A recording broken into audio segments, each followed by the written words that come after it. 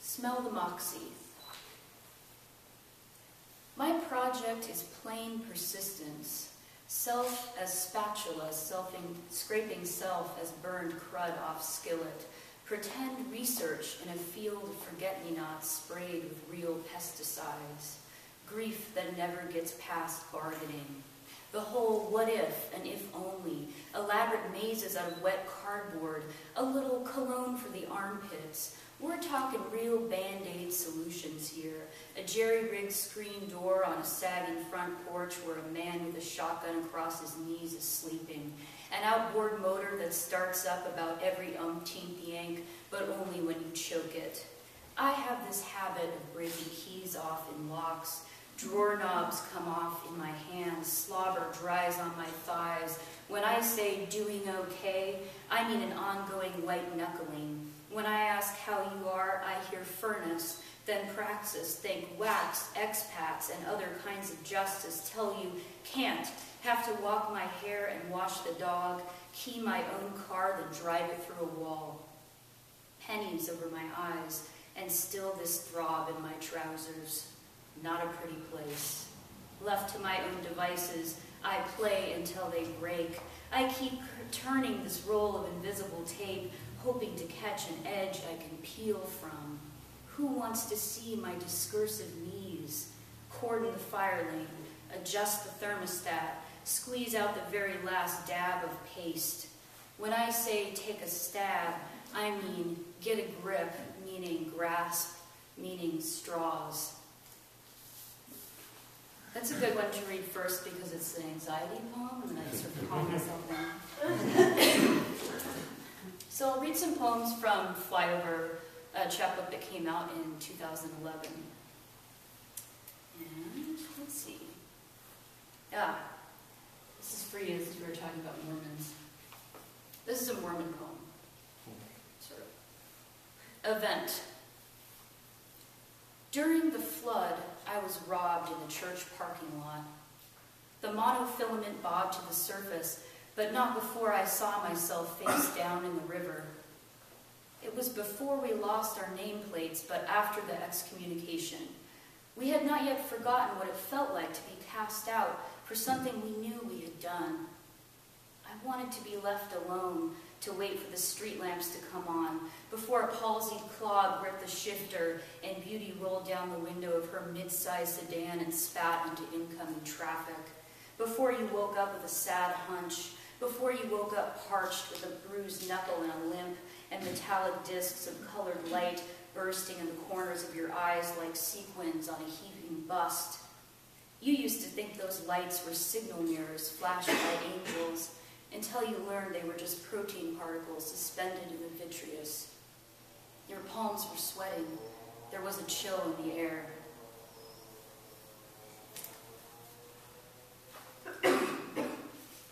So, I'll read one of the box poems in here. There are a few poems about boxes. I got a box in the mail, and it said, "Do not leave this box in heat and sunlight" on the box, and I like that line, so. Do not leave this box. Do not leave this box in heat and sunlight. It might rot. It might already be rotten. Still the cherry trees blossom and grow heavy, and in the bog that stretches from the shadow of the superstore, the sandhill crane folds minnows in its beak. Stiff-legged, a woman in the stockroom unbinds the plastic-bound boxes from pallets that arrive on trucks. 20 tons per container, one of many the crane stacks stories high on a ship loaded to heavy displacement in Shanghai to course across shipping lines at speeds of over 20 knots. Be careful with this box. Most likely it has crossed the ocean more than twice, first as product, then as fiber bought in tonnage and recycled for remanufacture as corrugated board, then expertly assembled in the Zhejiang province by a young woman who pressed its corners with quick hands. Under her mattress, she has hidden a set of nested ornamental boxes. On the lid of the smallest is a woodcut of a crane for luck. I'll read one more from this. I guess this is also about folding things. Origami. There are windows we fly through and windows we fly into. We played in the waves and then a wave crashed over us. What came next, I don't know. But you were there, and you said that looking at me makes you forget what I'm saying. I have a file folder labeled Debts. Inside are pictures of every man I've committed to memory. Moments unfold, so I refold them, pinching the creases flat. Smeary hands forget their patterns and where they have been, lost in the sonic reverie of cutlery. I can pinpoint the exact moment I become boring, but only in retrospect. A Luna moth mauls a porch light, and across the world someone files bankruptcy. People get caught up in causality, building entire careers. The astronomer lives atop a dormant volcano, with his infrared telescope, sifting for dust storms that may someday form stars. So atmospheric turbulence blurs his view. So what? It is turbulent that makes stars shiver and wink. And with that, I read some newer work. There came more.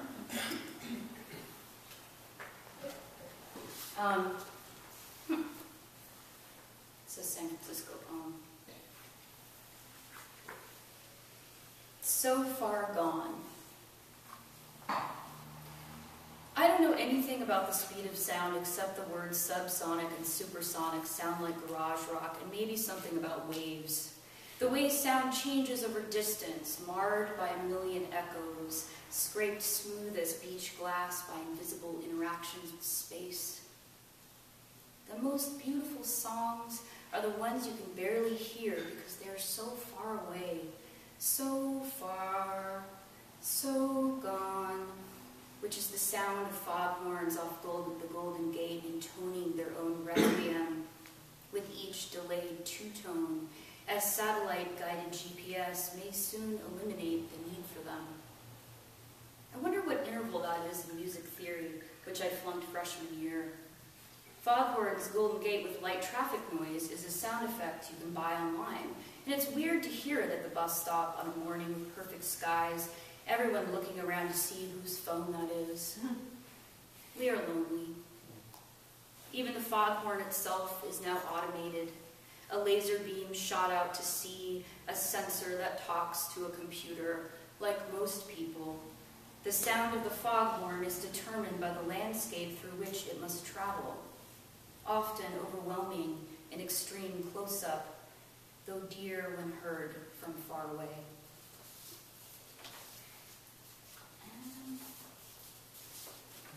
And just a few more. So this is also kind of a newer poem.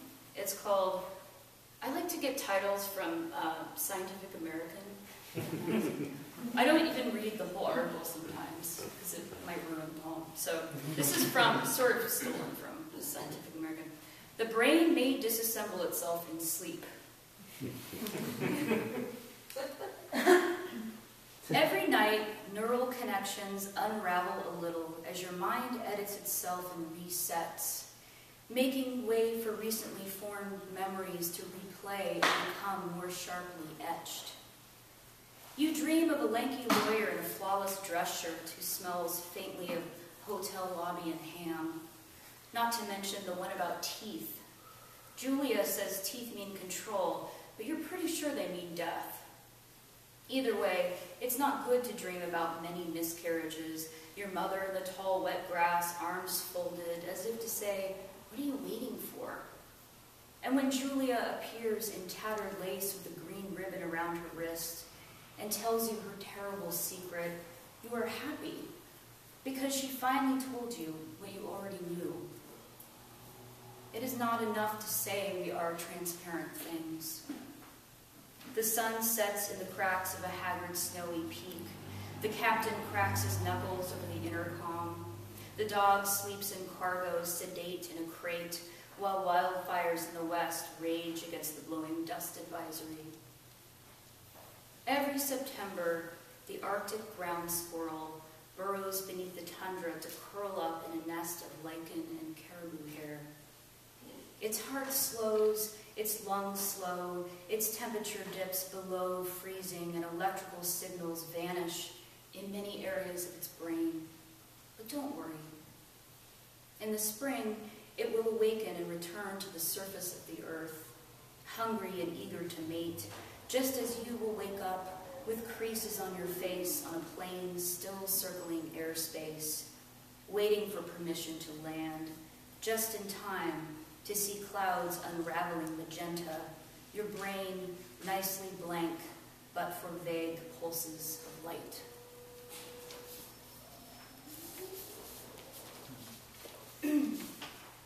I'll just read one more.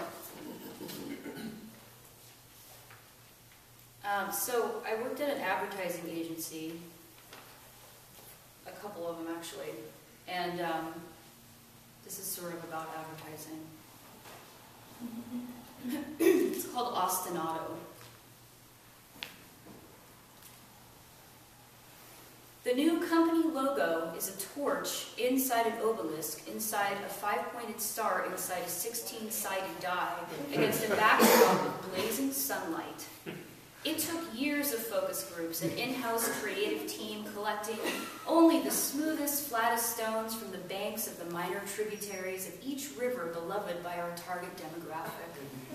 Research into their concentric patterns of worship, the lives of their saints, Saint Flypaper and the case of the missing anvil, miracle of the giant tropical lake found on Saturn's Titan moon, so like that box of tissues in the conference room that never empties in the face of ongoing organizational betrayal. At the quarterly meeting of shareholders, the chief officers unveiled several new prayers for the test markets. Nothing is impossible.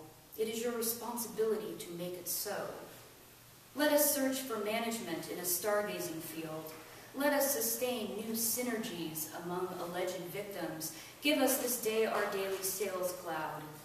You are the blue arrow pointing down to a box half shaded in gray on the flowchart. Here is your cubicle, your stapler. Bert is your team leader through this period of consolidation. He developed an upgrade that renders the old product obsolete, for which he received a fat raise and the right to keep his desk utterly bare. The shareholders believe he's an oracle, that he peers into that empty, elegant veneer, his mind a crescendo underlying a persistent musical pattern, the end of desire itself, one killer app for the one Oregonian suffering under sunset's vague lilac, one step towards the eradication of mediocrity among normal children. Your team emblem is a kitten. Your alibi is that you never watched an entire episode. When the supervisor asks how the product has changed your life personally, be vague. Say you dream less of freediving with dolphins in bloody water and more about your fear of local elections. As you peruse the company directory, try not to notice how many names have been crossed out. Be grateful for the key card hanging around your neck, even as the metrics tell a different story. What the target audience had for lunch, dinner, lunch, bearers to accuracy, ways to boost stamina. Dear coworkers, let's dress up in golf shirts and do karaoke with the unpaid interns. Let's hold a seance on the lowest level of the parking garage, rewrite the cost savings report in chromatic shorthand, go viral, erase all the voice messages in the world.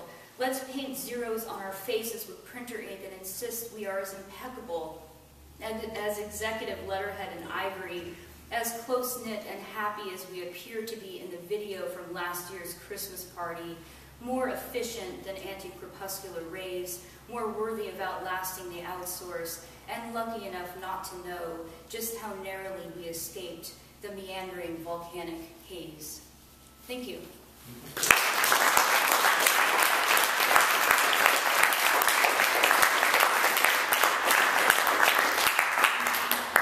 Gibbons, and we have copies of the flyover at the desk. And we're down to our last two. I think it's like a sudden death kind of Rochambeau type situation. I'm one of the last two, so you're one of the last two. Yeah, I think you have to like Rochambeau for it. So.